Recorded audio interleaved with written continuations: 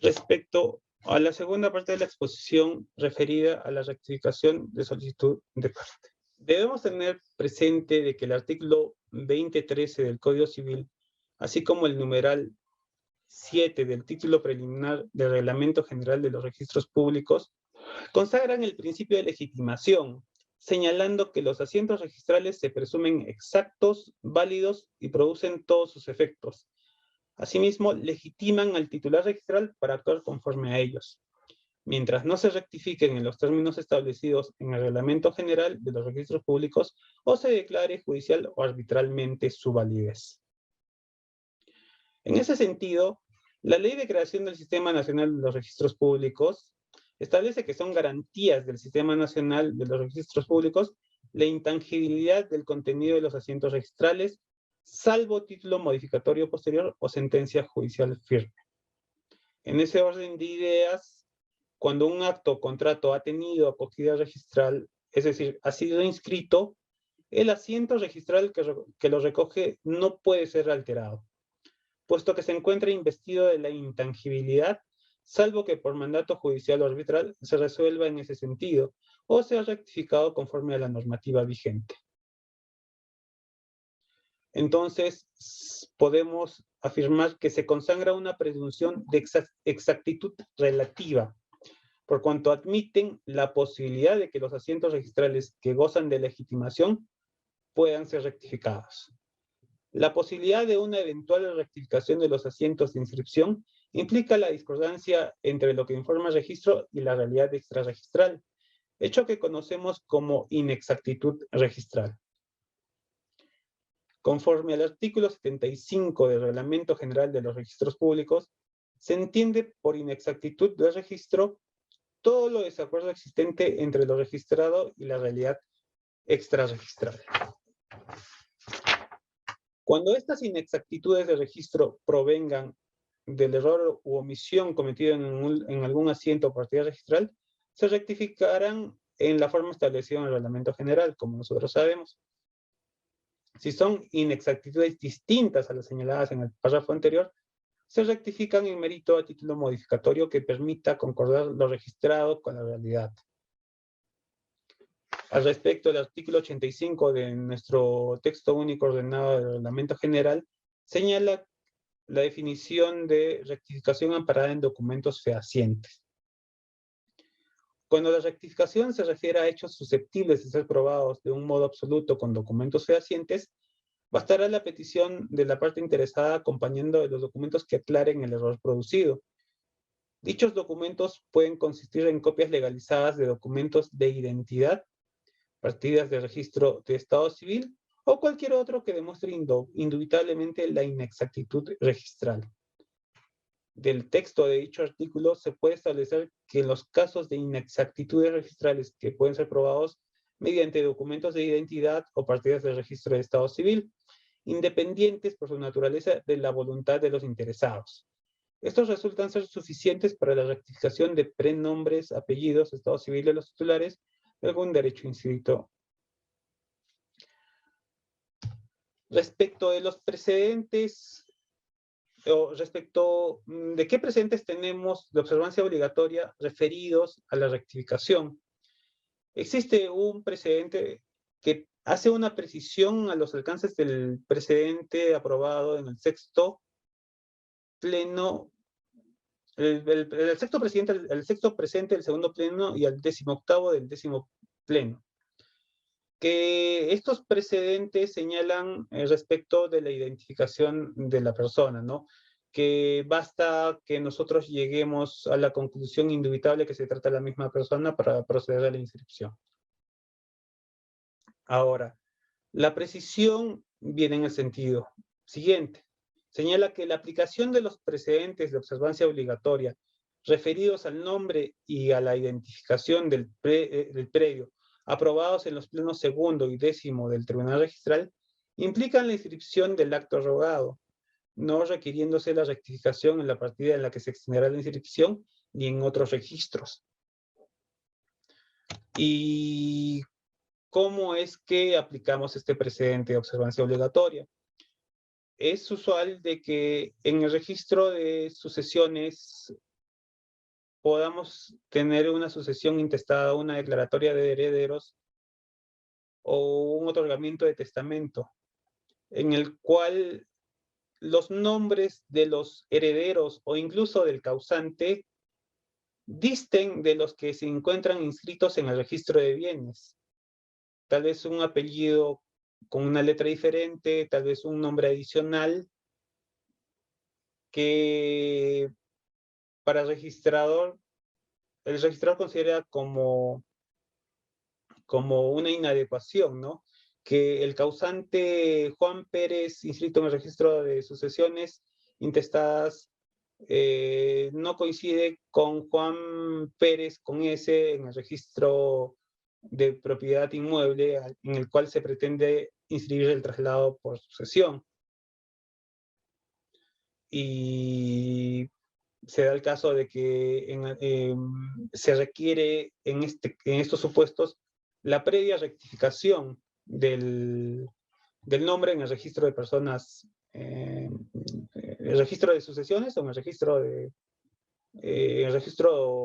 predios, ¿no? Para que coincidan los dos nombres, que sean idénticos, para proceder a la inscripción del traslado por sucesión, ¿no? En este caso, no es necesario de que se requiera la previa rectificación, ya sea en el registro de sucesiones o en el registro de propiedad inmueble, sino que de acuerdo a los documentos que pueda presentar el apelante, o en este caso el administrado, se determine que se trata de la misma persona. Por ejemplo, podríamos tener que la sucesión intestada sí se consigne el DNI, y también en el registro de predios conste el DNI, y que ambos coincidan, pero tal vez tiene un nombre adicional en el registro de sucesiones intestadas. Pero por el número del documento nacional de identidad, llegamos a la conclusión de que se trata de la misma persona. Consecuentemente, no es necesario que se rectifique. Basta con que nosotros no tengamos dudas de que se trata de esa misma persona para proceder a la inscripción. Y el tribunal ya ha señalado de que la rectificación no constituye acto previo para la inscripción del acto rogado, ¿no? Como es en este caso el traslado por sucesión intestada. Respecto de los acuerdos plenarios referidos a rectificación, en el registro de personas naturales tenemos el siguiente. Procede la inscripción de la aclaración o rectificación de una declaración notarial de sucesión intestada por la que se incluya o excluya herederos, siempre que dicha aclaración sea consecuencia de un error material u omisión de transcripción, no siendo obstáculo si dicha sucesión se encuentra inscrita o no. Bueno, el caso es cuando se inscribe una sucesión intestada otorgada notarialmente y se declaran dos herederos, pero posterior a ello, y se inscribe el título, y posterior a ello el notario emite un acta protocolar de rectificación, señalando de que omitió la inclusión de uno de los herederos. En este caso procede la inscripción, pues ha sido una omisión que el notario declara. No señala de que lo está incluyendo como heredero por haberse incorporado al proceso posteriormente, no, sino simplemente es de que omitió que al momento se entiende de que al momento de la declaración de herederos acreditó su condición de heredero, pero lo omitió consignar en la parte declarativa del instrumento público, ¿no? Y si el título no se ha inscrito, tampoco hay impedimento para que conjuntamente se inscriban ambos instrumentos generando un asiento registral. Respecto a resoluciones de rectificación de parte, tenemos esta del 2011, la resolución 2011 del 9 de diciembre de 2011, que señala que procede a rectificar el nombre del gerente general si de la copia del DNI de la consulta de la base de datos de RENIEC se verifica el error incurrido, ¿no? Bueno, creo que sí tenemos interiorizado el sentido de esta resolución, ¿no? Cuando se presentan inscripciones en el registro de personas naturales o personas jurídicas, se ha dado casos de que los nombres, o en algunos casos los números de DNI, no son los que corresponden a quienes se les inscribe el derecho. y bueno, no es necesario de que se presente un nuevo instrumento otorgado por el notario para que proceda la rectificación, sino basta actualmente una copia certificada del DNI, donde igualmente el registrador verifique que se trata de la misma persona para proceder a la rectificación.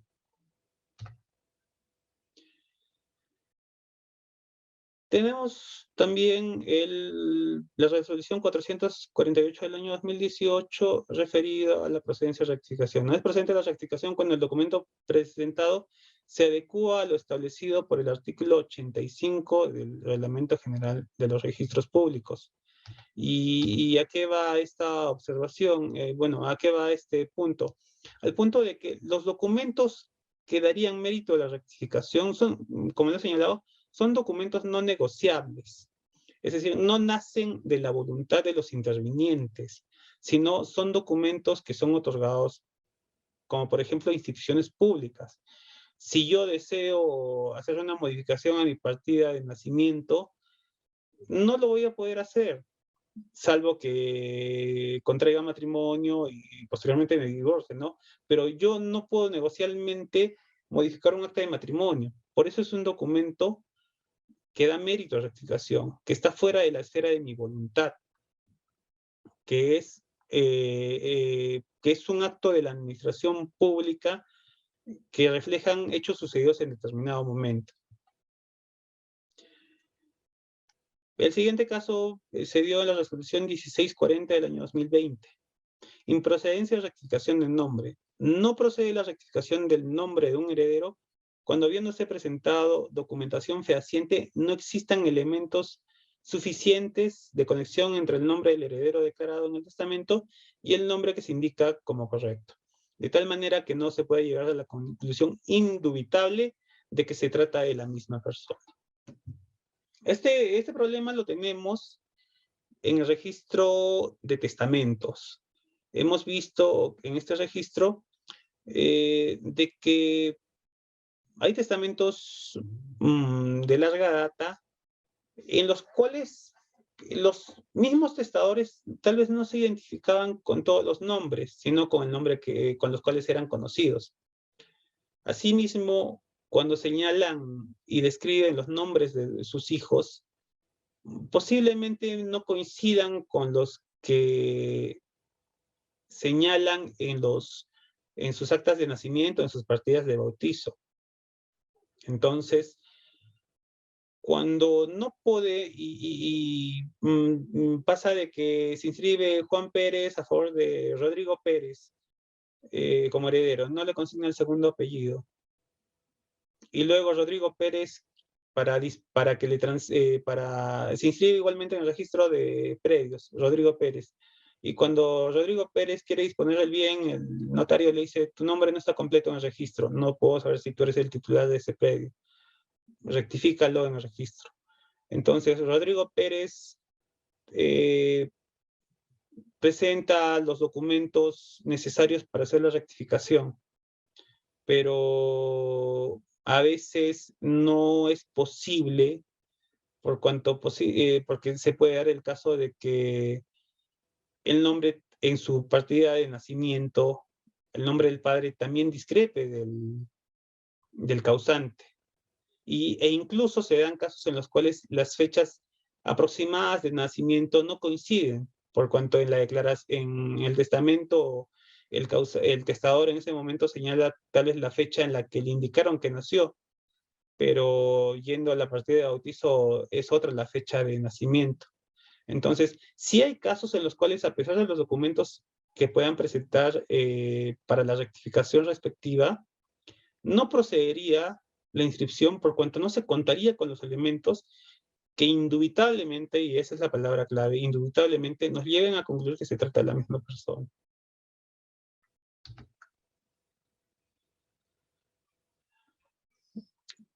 También les he traído esta resolución, la 763 del año 2018, del 19 de noviembre de ese año, ¿no? Señala procedencia de la rectificación. Procede a rectificar una letra del nombre y apellido de la causante cuya declaratoria de herederos ya consta inscrita en el registro de sucesiones intestadas, en virtud de documentos fehacientes siempre y cuando dicha rectificación no incide en lo declarado por el notario en el procedimiento no contencioso de sucesión intestada. Tenemos a veces la concepción de que, bueno, si el notario hizo un procedimiento de sucesión intestada, no se ha equivocado respecto de la identificación de la causante, que es el elemento principal en la sucesión intestada. Entonces, al haberse procedido a la declaración de sucesión intestada de la causante, concebimos de que no puede ser posible la rectificación de su nombre. Pero si es que llegamos a la conclusión indubitable de que tal vez el nombre ha sido rectificado posteriormente o antes de la sucesión, procedería a la rectificación, ¿no? Claro, siempre y cuando no exista otra sucesión intestada a nombre de esa persona, porque se da el caso de Juan Pérez Chávez, la inscripción de Juan Pérez Chávez, tal como suena con Z, Pérez con Z. Y luego pretenden hacer la rectificación de Juan Pérez con S, a Juan Pérez con S, ¿no? Presentando documentos fehacientes de que sí, se trata de la misma persona. Pero ya existe otra inscripción de Juan Pérez Chávez con S de sucesión intestada. En este caso no procedería, por ejemplo, la rectificación, ¿no? Pues ya existe ya en el índice el nombre de otro causante, que posiblemente sea el mismo y tal vez con diferentes herederos de Juan Pérez. Entonces eso sería incompatible, ¿no? Ya ese sería un caso de duplicidad que tendría que ser competencia del área respectiva. Ahora, rectificación de escrituras de notarios cesados. Cuando nos referimos a rectificación de escrituras, de los notarios podemos entender dos supuestos, ¿no? Uno que sea la declaración del notario u otro que sea la declaración de las partes. En el caso que tengamos una escritura en la cual se quiera rectificar alguna de las cláusulas del contrato de la minuta que se inserta, la rectificación procedería con la intervención de los otorgantes ante un nuevo notario, si el notario ha cesado. Bueno, no hay impedimento, así no haya cesado, de que puedan ir ante otro notario. Entonces, si se trata de una rectificación de la voluntad de las partes, no hay inconveniente en que puedan acudir a otro notario para rectificar el contenido de su escritura. Pero cuando se trata de la rectificación del contenido o de la declaración del notario, ya la situación es diferente. Ya no, en este caso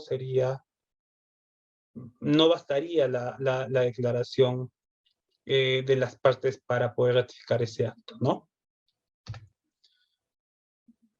En el tema de jurisprudencia, les traigo esa resolución, la 258 del 2015, que señala rectificación de errores en la escritura pública.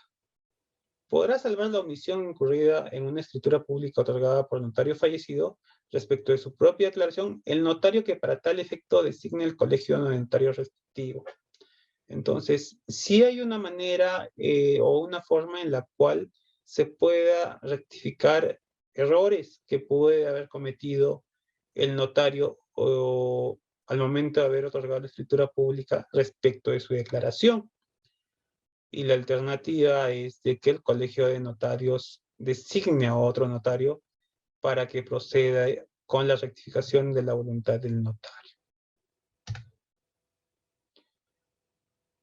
En igual sentido se ha pronunciado el tribunal respecto en la resolución 242 del año 2020, ¿no?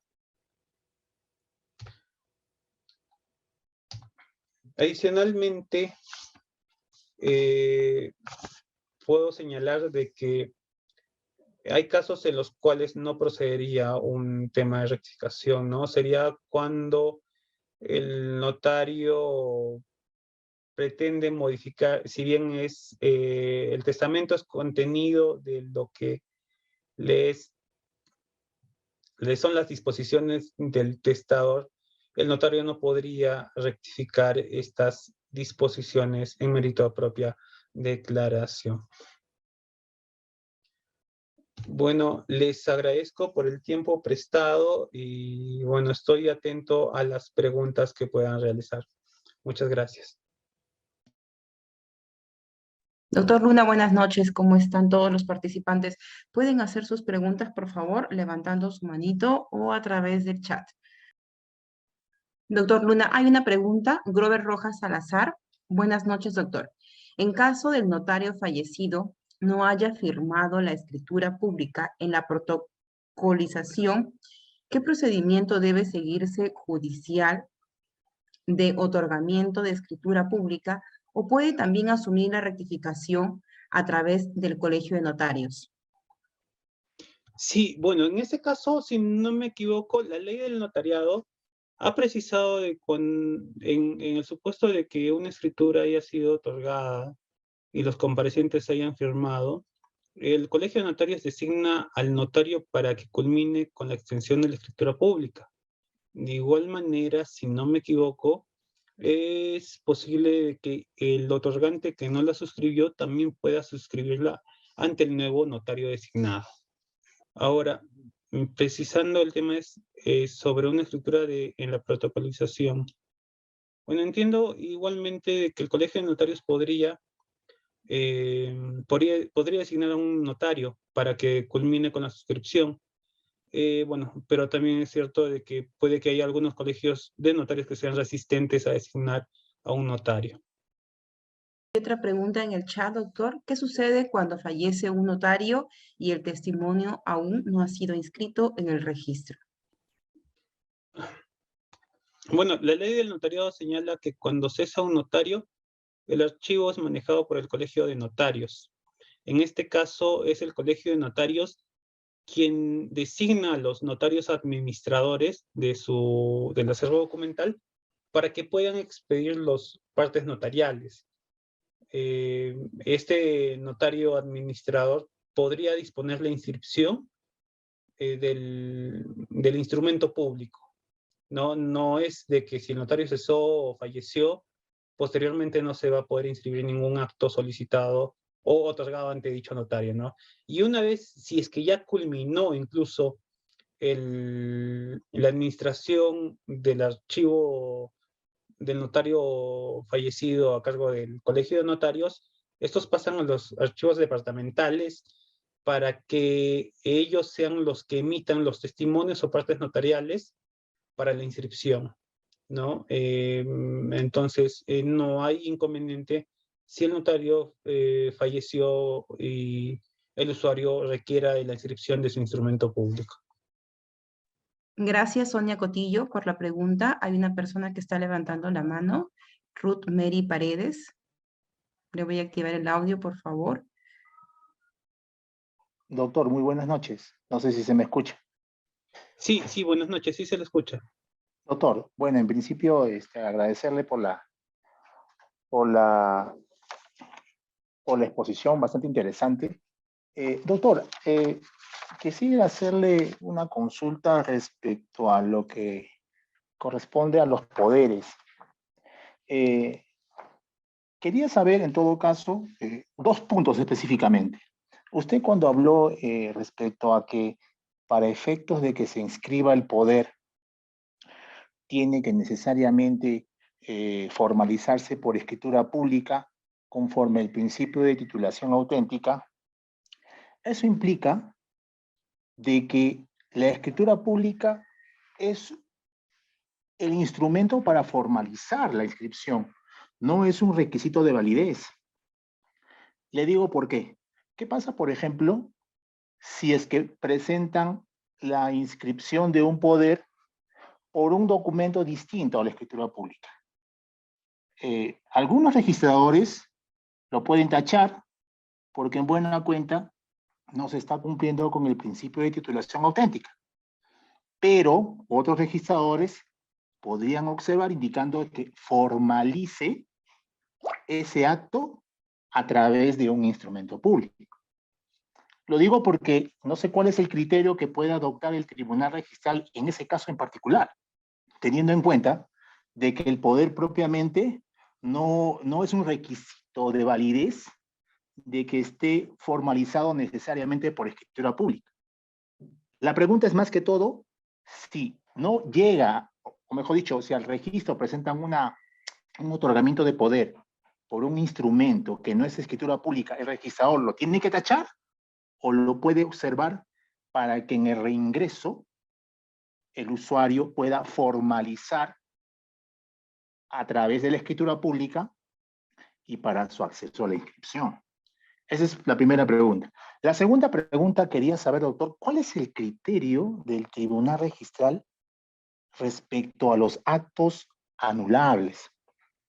Específicamente, cuando se otorga un poder, ¿ok?, en la cual no existe una cláusula donde se le otorga al apoderado facultades para actuar consigo mismo.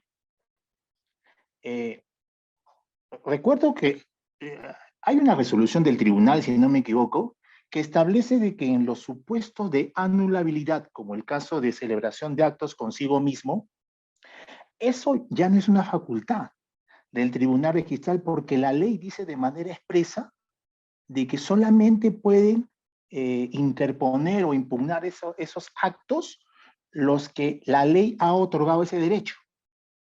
Por lo tanto, ¿cuál es el criterio del tribunal respecto de si se pretende inscribir un poder donde el apoderado celebra consigo mismo el acto y no está previsto en el poder la facultad de celebrar consigo mismo?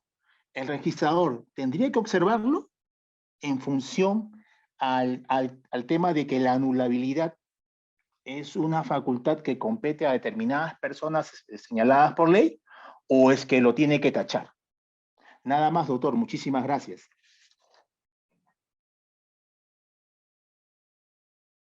Muchas gracias por tu pregunta. Sí, efectivamente, en el primer caso, creo que la modificación del año 2020 respecto de la tacha especial nos da la salida, ¿no? Señala que el registrador tachará el título dentro de los 5 primeros días de su presentación cuando el documento o documentos en que se fundamente inmediata y directamente el derecho o acto inscribible no haya sido presentado o lo haya sido presentado en copia simple, no autorizada por norma expresa o con formalidad distinta a la prevista para su inscripción. En este caso, si presentan el otorgamiento o la revocatoria de un poder y no se adjunta el instrumento público, en este caso el traslado de la escritura pública para la inscripción, procedería la tacha especial del título. Ya no daría mérito a que el registrador observe. Y si se observa y luego es apelado, bueno, el tribunal tendría que disponer en este caso también la tacha especial del título. Respecto de los actos anulables, ya bueno, esto nosotros creo que lo vemos en el registro de bienes. Nosotros encontramos el poder inscrito en el registro de mandatos y poderes. Dice Juan podrá vender el bien denominado tal tal a favor de Pedro. Y ese título se inscribe. El otorgamiento de poder no tiene ningún defecto y tampoco sería anulable, no estaría en el supuesto de anulabilidad. Pero el acto que se pretende inscribir en el registro de bienes, que es llega el registro de predios, y llega, en este caso, la compra-venta de Pedro, que es el apoderado, vendiéndose a sí mismo el bien que se le ha encargado por el poderante. En este caso, el tribunal sí ha señalado de que se trata de un supuesto en el que se evidencia la anulabilidad de la compra-venta, no del poder otorgado. Entonces, si bien es anulable esta venta realizada a favor de sí mismo, es decir, que el representado en este caso podría accionar contra el representante, no podríamos inscribir por cuanto existe un supuesto de anulabilidad que se podría dar y nosotros, si somos la instancia que da seguridad jurídica y que publicita los derechos, ante tal evidencia de que no tenía representante facultades para contratar consigo mismo, no podríamos dar cabida a la inscripción de ese acto. Ahora, existen también supuestos diferentes, ¿no? La norma señala de que de que salvo que se establezca que no haya compatibilidad o este conflicto de intereses. Se daría en el caso de que en el otorgamiento de poder diga, Juan, doy facultades para que Pedro pueda vender el predio en la cantidad de $20,000, cuyo pago se hará en mi cuenta, en la cuenta a mi nombre, ¿no? Entonces, pero no le da facultades para contratar consigo mismo. Pero obviamente que en este caso el poderrante ya establece cuál es el monto que debe pagarse por el bien. Y si en este caso el representante, contratando consigo mismo como representante del apoderado y como comprador al mismo tiempo, hace el pago de vende el bien a sí mismo por el monto establecido, se podría establecer de que ya no existe un conflicto de intereses, por cuanto se predeterminó en el acto de apoderamiento las cláusulas que el poderante ha precisado con respecto a sus intereses. Entonces, como lo señalo, como lo he dicho, si es que no tiene facultades para contratar consigo mismo y llega el título de compra-venta en el registro de bienes, sea vehicular o sea de predios, ante una posible anulabilidad del acto, el título debe ser observado, ¿sí? Debe ser observado a efectos de que se ratifique, se le otorgue facultades para contratar consigo mismo, o que en todo caso, se desprenda del acto de otorgamiento de poder que no existe un conflicto de intereses, tanto entre el representante como el representado, ¿no? Doctor, una última consulta sobre lo que acaba de decir. Entonces, podríamos decir, si es que en el poder que se le otorga al apoderado ya se ha establecido un monto al bien que es materia del otorgamiento de poder, ahí podría otorgarse el poder a sí mismo aún porque ya se ha determinado el precio. Entonces, ya no sería necesaria la cláusula de celebrar consigo mismo. Eso podría ser una excepción en todo caso al supuesto de que deba constar en el poder el supuesto de celebrar acto consigo mismo. Claro, ¿no? El código, bueno, el otorgamiento de poder está inscrito y eso no tiene efecto. El título que podría tener efecto sería el acto de compraventa. Ahora, efectivamente, el Código Civil señala de que si no se le otorga facultades para contratar consigo mismo o que se desprenda que no existe un conflicto de intereses. Entonces, si ya no va a generar el conflicto de intereses y ya está predeterminado el acto, entonces ya no hay ningún perjuicio para el poderante en este caso, porque él ya está determinando las condiciones incluso. Si el poderante determina las condiciones de venta, como es un ejemplo, entonces ya se excluye la posibilidad de conflicto, porque el representante en este caso no puede venderlo por un monto menor. Claro, lo podría hacer, pero el registro obviamente va a verificar ahí de que no se está cumpliendo, ¿no? Y que en ese caso necesitaría sí de la facultad expresa para contratar consigo mismo. Pero si el acto está predeterminado, si el poderante señala todas las cláusulas con las cuales se debe contratar, ya no existiría ya ese conflicto de interés, ¿no? Entre representante y representado. No daría lugar al conflicto. Muchas gracias, doctor. Gracias por la pregunta. Hay otra pregunta dentro de la sala. Franklin Lazarte Aranaga pregunta, buenas noches. Respecto a los poderes irrevocables, ¿se puede ampliar la calidad de irrevocable cuando ya se cumplió el año de esa modalidad? Bueno, considero que sí. Nadie está obligado a hacer lo que la ley no manda, ni obligado a lo que, nadie está obligado a hacer lo que la ley no manda, ¿no? Entonces, bajo la premisa de la libertad contractual, nosotros, una vez vencido el plazo de la irrevocabilidad, libremente podríamos, mediante nueva escritura pública, señalar de que se amplía la revocatoria o la irrevocabilidad por un plazo determinado, ¿no? Que no exceda el año. Sí, sí es posible, se puede inscribir esa modalidad nuevamente en el registro de mandatos y poderes. claro que considero que sería poco frecuente, ¿no?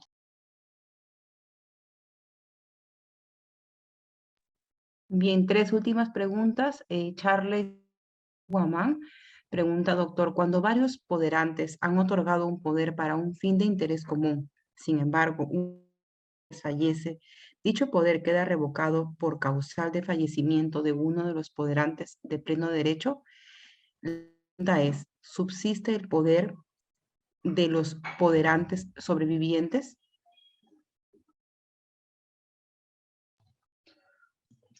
En este caso es un caso especial, pero si se trata de un otorgamiento de poder, efectivamente queda revocado. Si se tratara de un mandato, el Código Civil establece que el mandato permanece si es otorgado en interés de los mandantes o el mandatario o de un tercero. Pero si fuera si fuera un otorgamiento de poder con mandato, no se revoca. Pero si es solamente un otorgamiento de poder sin mandato, en este caso sí quedaría revocado el poder, ¿no? Respecto de la persona que falleció.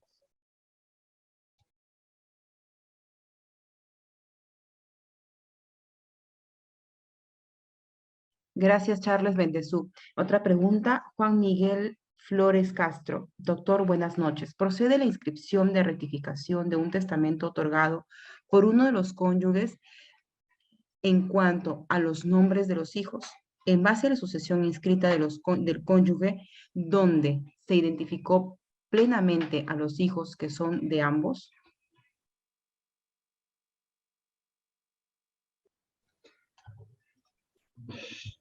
Yo considero de que para que proceda esta inscripción se necesitan los documentos fehacientes. Entonces, si existe la sucesión de dos cónyuges, que es Juan y María, Juan se le hace la sucesión intestada identificando inequívocamente a sus herederos con números de DNIs y los nombres completos, pero María otorgó testamento y posiblemente los nombres no coincidan con los señalados en sus documentos de identidad.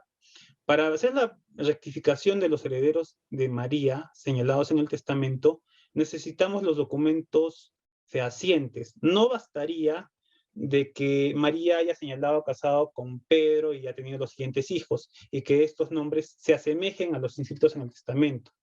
No, porque nosotros ante el registro no se ha presentado esas partidas de nacimiento. Esas partidas de nacimiento se les ha acreditado ante el notario. Consecuentemente, nosotros no tenemos esos documentos fehacientes.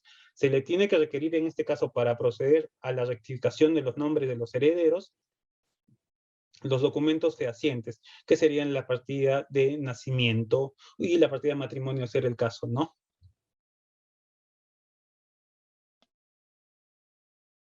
Gracias, Juan Miguel Flores Castro. Otra pregunta, Liana Coronado. Buenas noches. ¿Es materia de observación que el testigo a ruego del ponderante sea a la vez apoderado?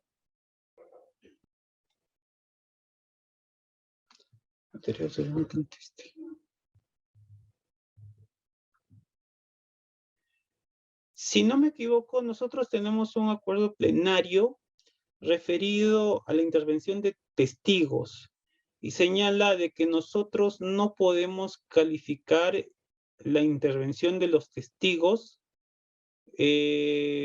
por cuanto esto es competencia del notario. Entonces, es el notario quien debe verificar que el testigo presentado cumpla con las condiciones para tener esta calidad. Nosotros a nivel registral no nos competiría realizar esta verificación.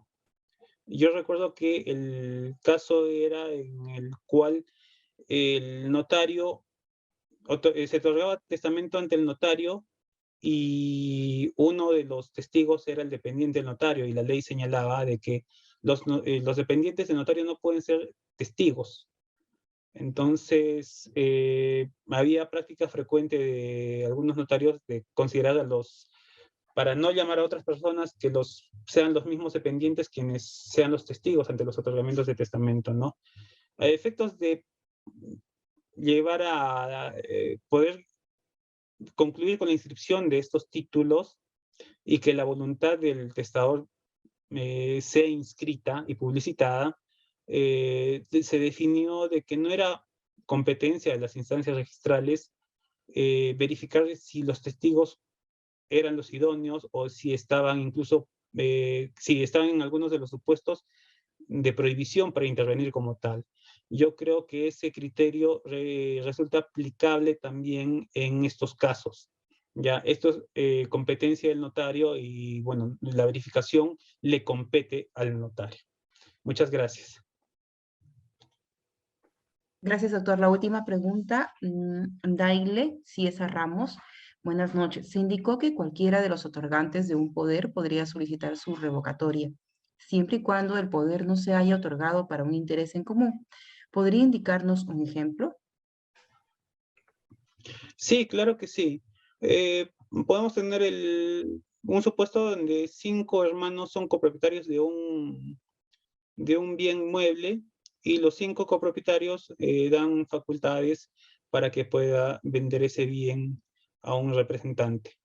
Entonces, mientras no se haya vendido el bien mueble, cualquiera de los hermanos podría revocar el poder respecto de él, pero subsistiría respecto de los demás copropietarios, es decir, que el representante podría disponer de las cuotas ideales de los demás copropietarios, pero ya no de la cuota ideal del poderdante que revocó las facultades a favor del representante. El hecho de que en el poder podamos interpretar de que sea para vender un bien no implica que sea en interés común. Debe constar expresamente en el instrumento público de otorgamiento de facultades que es en interés común. Muchas gracias. Hay 2 últimas preguntas en el chat.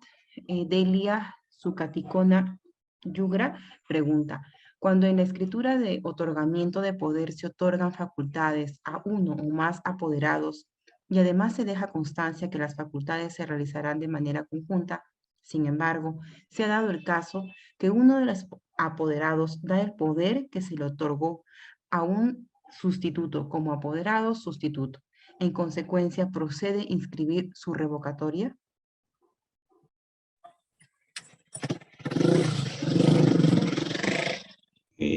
Jessica, no sé si podrías escribir la pregunta en el chat. Sí, doctor, está la pregunta en el chat. Delia, son las 2 últimas. Delia Zucaticona. No la puedo ver. ¿Me la podrías enviar directamente? Tal vez se la enviaron directamente. La última pregunta que veo es de Sí, claro que sí. Daily Ciesa. Ya, en este caso, en el cual se otorga facultades a varios apoderados y se les designa para que para que actúen conjuntamente, para que los apoderados puedan designar a un sustituto, primeramente deberían de tener facultades expresas en el otorgamiento de poder para que puedan sustituir su mandato en favor de otra persona. Y segundo, de que si se ha determinado de que deben actuar en manera conjunta, igualmente deben actuar todos para delegar en un sustituto las facultades otorgadas. Entonces, no sería posible que si es que son 5 apoderados para que actúen en forma conjunta, uno de ellos designe a un sustituto para que pueda actuar en nombre del representado, ¿no? Pues del poder se entiende de que también la sustitución, la delegación de facultades debe ser en forma conjunta. Gracias, doctor. La última pregunta de Efraín Cisneros Rojas. Doctor, buenas noches. Una consulta. Respecto al certificado psicológico que se practica a determinadas, ¿es calificable por las instancias registrales? En el caso de los certificados psicológicos que se dan en las personas mayores de edad, no, nosotros las instancias registrales no calificamos esta situación. Esto compete al notario, pues el notario en la parte introductoria de la escritura pública da fe del conocimiento y de la capacidad del otorgante. Entonces, si vemos una escritura donde interviene una persona que pueda tener 95 años, no es competencia de registro requerir de que se adjunte o de que en el instrumento público contenga la certificación del psicólogo que dé fe de que se encuentra aptas en todas sus condiciones, en todas sus capacidades, ¿no? Si el notario es el competente para evaluar si es que requiere o no, y si lo requiere seguramente lo insertará, y si no, basta la declaración en el sentido que dé fe de la capacidad del otorgante del instrumento público. Muchísimas gracias. Gracias, doctor Roberto, por su tiempo brindado para esta sesión, para estos dos temas muy importantes. Agradecemos su tiempo, la importancia a los temas brindados, igual a los participantes. Muchísimas gracias por su tiempo, por estar presentes dentro de nuestra aula virtual.